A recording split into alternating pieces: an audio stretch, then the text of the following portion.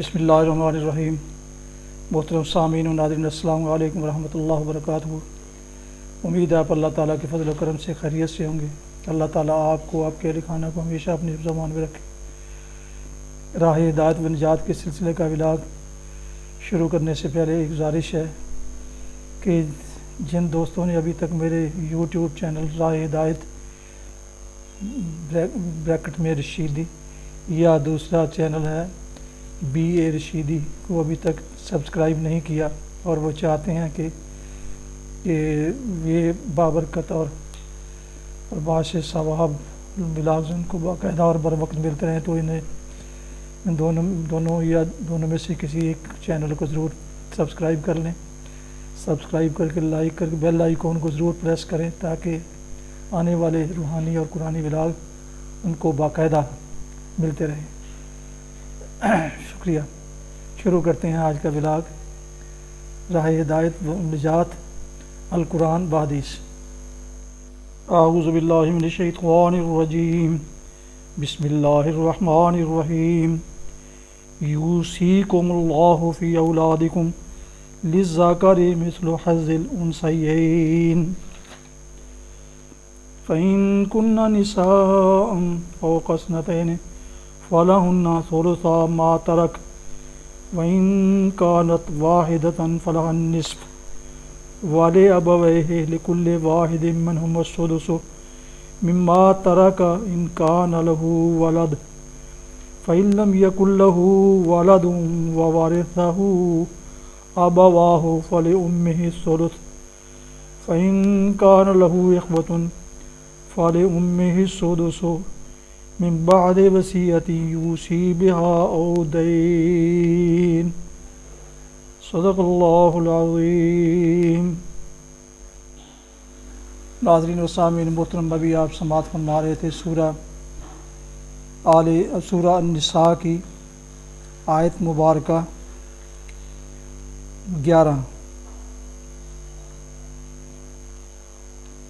11 کا کچھ حصہ، اب اس کا اردو ترجمہ پیش کیا جا رہا ہے۔ یوصیکم اللہ فی اولادکم، تمہاری اولاد کے بارے میں اللہ تعالیٰ تمہیں ہدایت کرتا ہے کہ مرد کا حصہ 2 عورتوں کے برابر ہے۔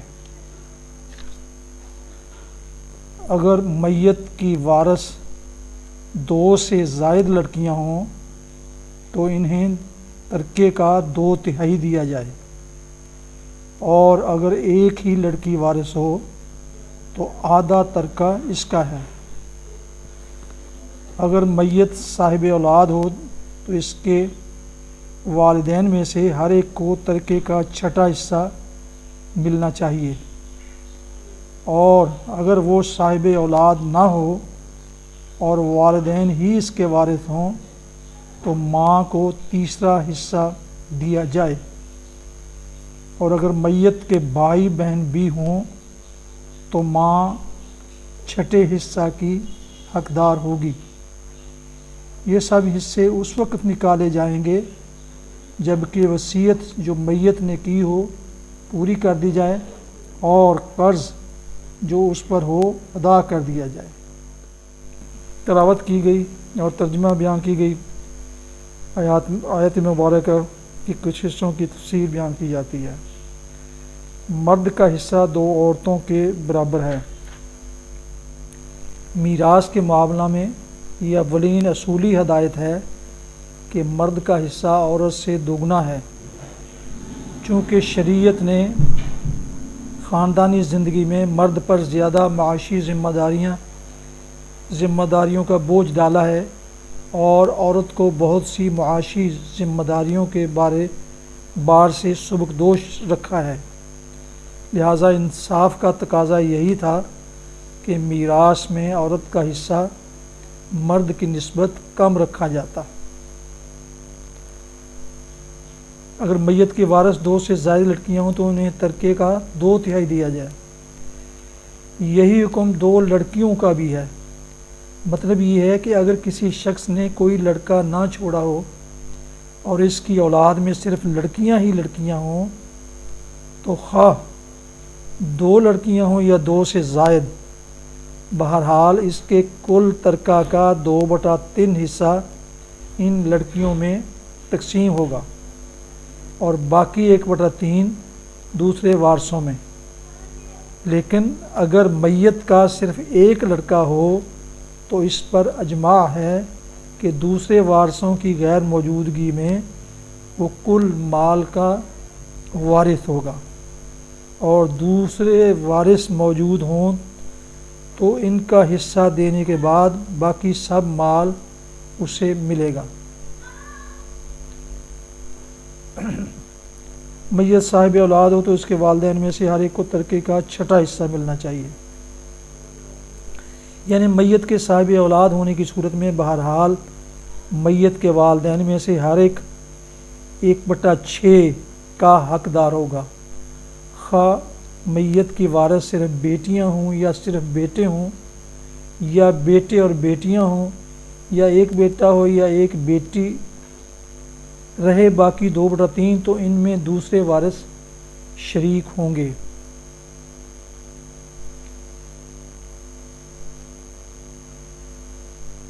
اور اگر صاحب اولاد نہ ہو اور والدین ہی اس کے وارث ہوں تو ماں کو 3واں حصہ دیا جائے۔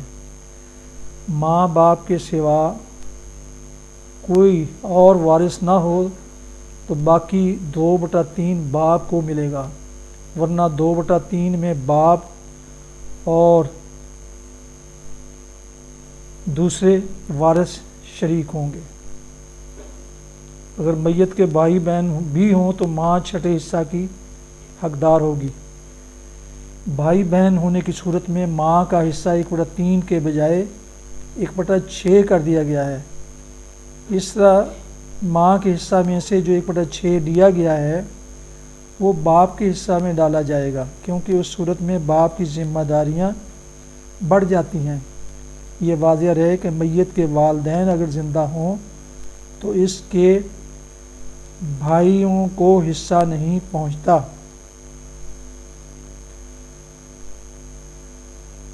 اور قرض جو اس پر ہو ادا کر دیا جائے،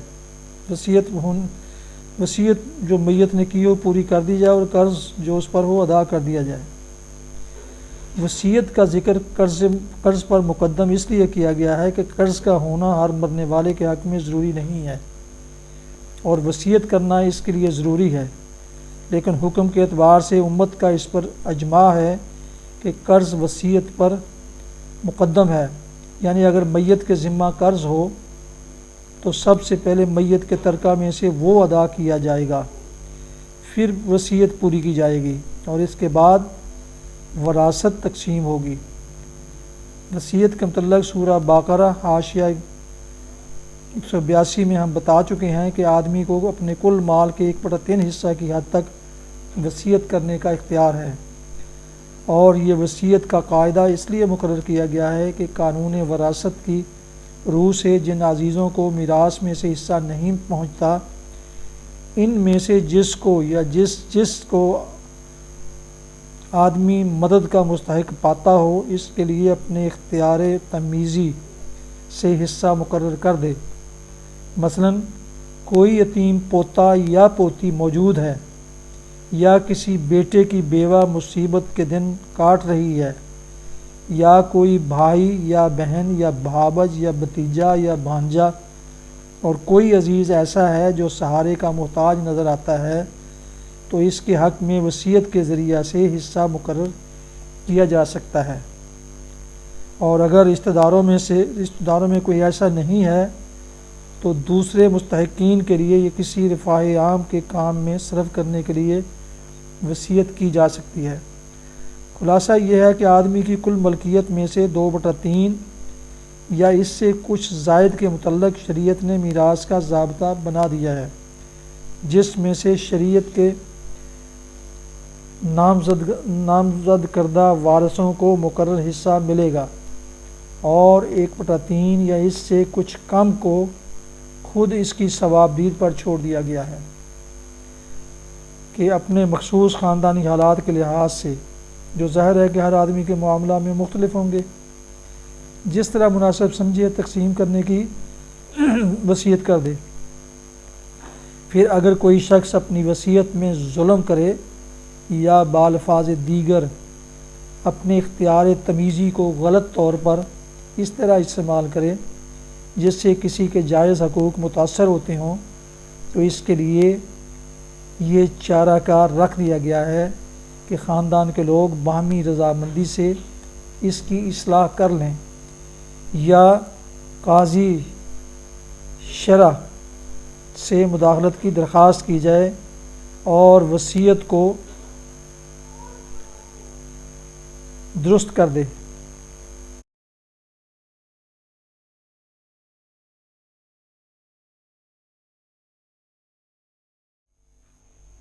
حدیث مبارکہ سماعت فرمائیے۔ حضرت ابن عمر رضی اللہ عنہما سے روایت ہے کہ رسول اللہ صلی اللہ علیہ وسلم نے قضا یعنی کچھ بالوں کے مونڈنے سے منع فرمایا ہے۔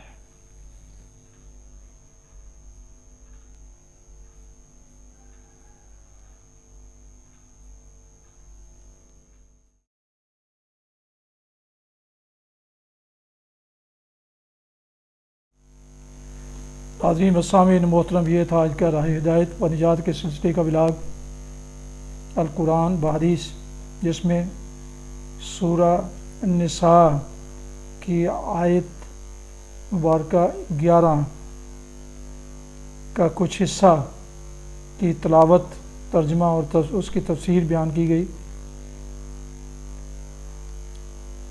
اس کے علاوہ ایک حدیث مبارکہ بھی آپ کی خدمت میں پیش کی گئی۔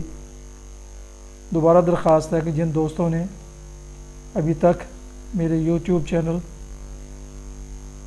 راہ ہدایت رشیدی یا BA رشیدی دونوں میں سے کسی ایک کو یا دونوں کو سبسکرائب نہیں کیا، اور وہ چاہتے ہیں کہ یہ قرآنی اور روحانی معلومات اور کار خیر کا جو سلسلہ ہے آپ کو ملتا رہے، تو اس سے ان دونوں میں سے کسی ایک کو یا دونوں کو سبسکرائب کر کے لائک کر کے بیل آئیکن کو ضرور پریس کر دیں، اور اس طرح ہر آنے والا تقریباً روزانہ آپ کو ایک ولاگ القرآن و حدیث یا اور درس قرآن کے متعلق آپ کو باقاعدہ و بر وقت ملتا رہے گا۔ اپنا بہت خیال رکھیے گا۔ اللہ تعالیٰ آپ کا حامی و ناصر ہو۔ اللہ تعالیٰ آپ کو، آپ کے اہل خانہ کو ہمیشہ اپنی حفظ و امان میں رکھے، آمین۔ اپنی دعاؤں میں پاک وطن، والدین، اعزاء و اقارب، دوستوں کے علاوہ اس ناچیز کو بھی ان میں شامل فرمائیں، تم انتہائی مشکور ہوں گا۔ شکریہ۔ السلام علیکم ورحمۃ اللہ وبرکاتہ۔ پاکستان زندہ باد۔